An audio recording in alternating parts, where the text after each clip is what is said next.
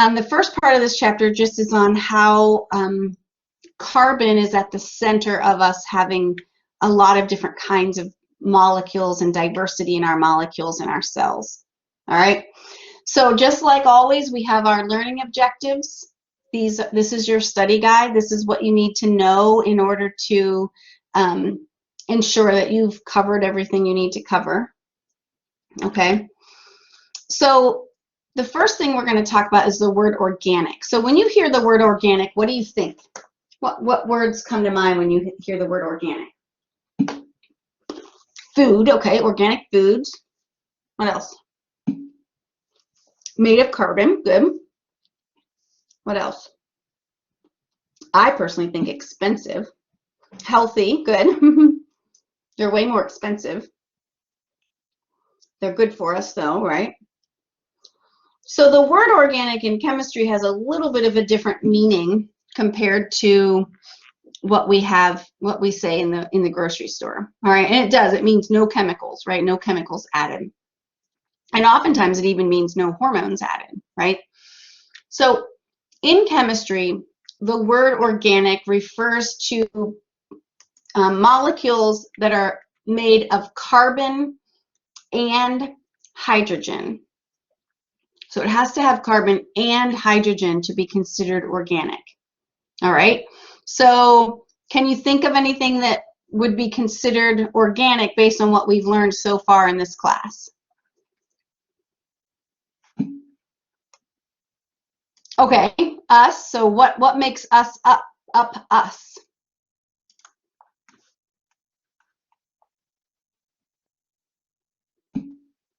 Okay, so what molecules do you think? What kind of molecules are in our cells that make them organic? Okay, CHON, good, Corey.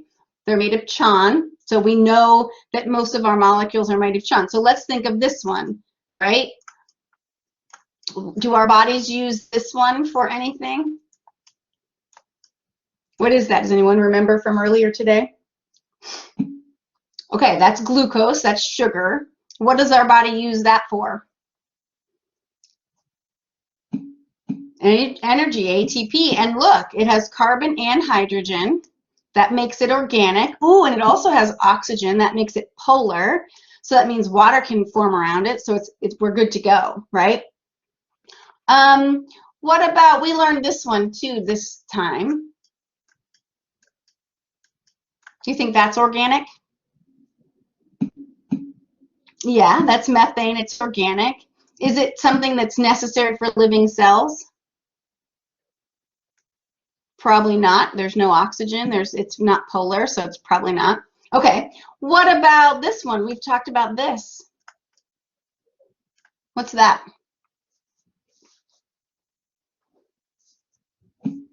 It's carbon dioxide. Is that organic? You think it is? Does it have carbon and hydrogen? Yeah, so it's not organic, but it's totally critical for our lives. You're right. Eliza, you had a question? Wait, so if for it to be organic, it has to have carbon and hydrogen. It can't just have one of each. That's right. Okay. That's exactly right. So we know now this is not carbon. I mean, not organic, sorry. And neither is this. Right? They're important, critical, but they're not organic. The smallest organic molecule is this one, methane. But I will tell you that all of the important molecules that make up our body are organic. So DNA is organic. So now we know DNA has carbon and hydrogen. The lipids that make up our membranes, they're organic. Our proteins are organic, right? So even though we don't really know what they look like yet, we know that they have to have carbon and hydrogen. Okay? All right. So carbon comes to be this important atom to contribute to this diversity of all these different organic molecules. We go from really small, like methane, to something kind of medium-sized, like glucose, to something huge, like DNA or proteins. All right? And it comes down to the fact that carbon has 4 valence electrons. All right, it has 4 valence electrons, meaning it has 4 empty spaces that need to be filled up with electrons. So 1, 2, 3. So it can make 4 covalent bonds at one time. All right, so because of that, carbon can bond with 4 other things all at the same time. Now in methane, it just happens to be 4 hydrogens. But in reality, carbons typically covalently bond with any of these atoms. So other carbons, hydrogens, oxygens, nitrogens, phosphorus, or sulfurs. All right, so I always nickname those schnapps. Okay, so what allows carbon to have form 4 covalent bonds is that carbon has 4 valence electrons, right? Which means carbon has 4 unpaired electrons, which means carbon is what we call tetravalent. Valent referring to the valence shell, tetra referring to 4. So the answer to this one is all of the above. Okay. So we can combine these carbons in a lot of different ways. So here's methane, which is pretty simple, the simplest organic molecule out there. This is called ethane. So in this carbon, instead of having a hydrogen right here, has another carbon. Notice this carbon has 4 bonds, 2, 3, 4. This carbon has 4, 1, 2, 3, 4. Each hydrogen has 1. It's very important that you start to recognize the number of bonds these atoms can make, okay? And remember, we talked about double bonds, so sometimes we can even have double bonds between them. But still, in total, each carbon has to have 4. 1, 2, 3, 4. For this carbon, 1, 2, 3, 4. All right, and notice how we're building this affects the shape of these molecules. Like this one's kind of looks three-dimensional, whereas this one with the double bond looks more flat. And so we're going to find that the shapes of these molecules are directed by the bonds that they form. So carbon chains can vary greatly. They can be short, they can be long, they can have single bonds, they can have double bonds, they can be linear, branched, circular, right? So lots of different ways we can differ in these. So for example, ethane versus propane. Right? So that's just length. And there's no limit. You could have infinity number of carbons in a row. All right? They can be linear, where we just have carbon after carbon after carbon after carbon, and every space is filled in by hydrogens in this case. Or we can have it branch. So here we have carbon, carbon, carbon, and then up going this way, we have another carbon. So that's going to change the shape of those molecules. And then we have double bonds. They can have double bonds at the end versus double bonds in the middle, and that again changes our shape of our organism. All right, and then they can be cyclical. They can be in a circle, in a ring, and even within the ring, we can have double bonds or single bonds. All right. So when we have carbon chains like I just showed you in all those pictures, that are just carbons and hydrogens. Notice there's only carbons and hydrogens in here. So obviously these are all organic, right? They are called hydrocarbons because they're only made up of carbon and hydrogen. So can you predict to me the solubility of these substances? Can they dissolve in water?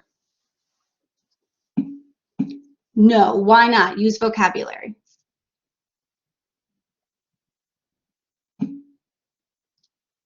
Okay, well, and that's an okay answer, Eliza, but remember, molecules aren't electronegative. So a better answer is they don't have any electronegative atoms in them, like oxygen, right? So good job, Inga. And so the carbons and hydrogens are similar electronegativity. So what does that mean about these bonds? What kinds of bonds are these? They're nonpolar covalent bonds, which means this molecule is then considered, use vocabulary, non-polar. polar, and that means it's hydrophobic, right? And it doesn't dissolve in water. So remember back to that Roman rooms, nonpolar, hydrophobic, neutral, nonpolar covalent bonds, just carbons and hydrogens, no oxygens, no nitrogens. Those are all things that are associated with each other. Okay, so these particular atoms that we see, I mean molecules we see here, would not necessarily be really useful in a cell as they're drawn here as hydrocarbons. Okay, so what do you think about the energy? Do you think these molecules have a lot of energy, or do you think they're kind of low in energy? You think they don't have a lot of energy? Why do you think they're low? Why do you think that? Are nonpolar covalent bonds easy to break? Okay, because they're not charged. Because they're strong. In reality, molecules that are made of all nonpolar covalent bonds are extremely rich in potential energy, very high. These bonds are not likely to break, and when you break them, gobs of energy is released.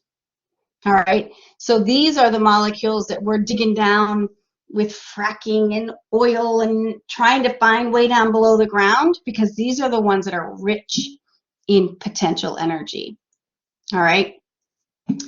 Nonpolar covalent bonds tend to hold more energy than polar covalent bonds. They break easily. And the only way really to break them, Eliza, is to burn them or chemically do it, right? But burning them works. Yes, so Courtney, these are our fossil fuels. Our fossil fuels are mainly hydrocarbons, right? These organic non-polar molecules that we can just burn and use all that energy. All right. Same thing with our fats, right? So here is our fat molecule. The triangles, the black triangles are carbons. The gray balls are hydrogens. Look how many carbons and hydrogens they have. And then they have this one little bit where there's oxygen. That's that part that I told you has to be there to face water. That's that amphipathic nature. And it helps it to actually form these little droplets so that it can stay away from water as much as it's minimizing its exposure to water. Okay, let's answer this question. Hydrocarbons are not soluble in water because the bonds between the carbons and hydrogens are nonpolar covalent bonds. The hydrocarbon molecule is neutral. The bonds between the carbons and hydrogens are covalent bonds. Two of these are correct, or all of these are correct. So I'm seeing some A's, I'm seeing some D's, I'm seeing some E's. D's. Okay, so those of you that are picking D, what two are correct? B and A. Okay, A and B. And you think C is not correct because C and A are kind of contradictory to each other, right? You can't have bonds be nonpolar and polar at the same time.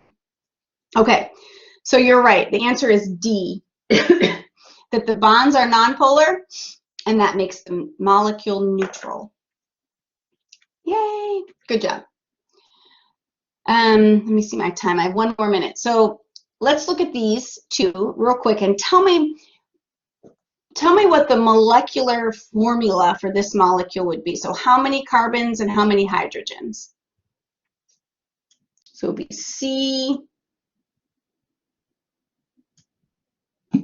C5H12. Is that what it is? C5H12? All right, what about this one? C5H, oops, sorry, 12. Now notice these two have exactly the same molecular formula, but they're not the same molecule. They're shaped differently, and remember, structure reflects function, right? So when we have the same molecular formula, same number of atoms, but they're arranged in a different pattern, we call these isomers. And we're going to come back and learn more about isomers in a bit. But I want you to just kind of keep in mind this makes them behave differently. So they have the same molecular formula, but they have different functions. All right, so let's just look at this real quick. So here we have 2 molecules of gasoline, fuel, fossil fuel, all right? This one is a straight chain. This one's branched, right? Now remember, shape reflects function, right? This one, when you put it in your engine, it burns really quickly because we have access to all these bonds very quickly to heat them and break them, right? So they're all going to kind of break all at the same time, and it causes your engine to knock, right? Whereas this one, the bonds are kind of a little bit more inside and internal. They don't burn quite as quickly, and so therefore you have a slower burning process, and so you don't get that knocking in your engines, which is kind of crazy. Okay, we will stop there. It's 11 o'clock. We will finish with chapter 3 tomorrow. I will record it if you can't come, and then remember the test starts this weekend. Okay, I'm going to stop recording.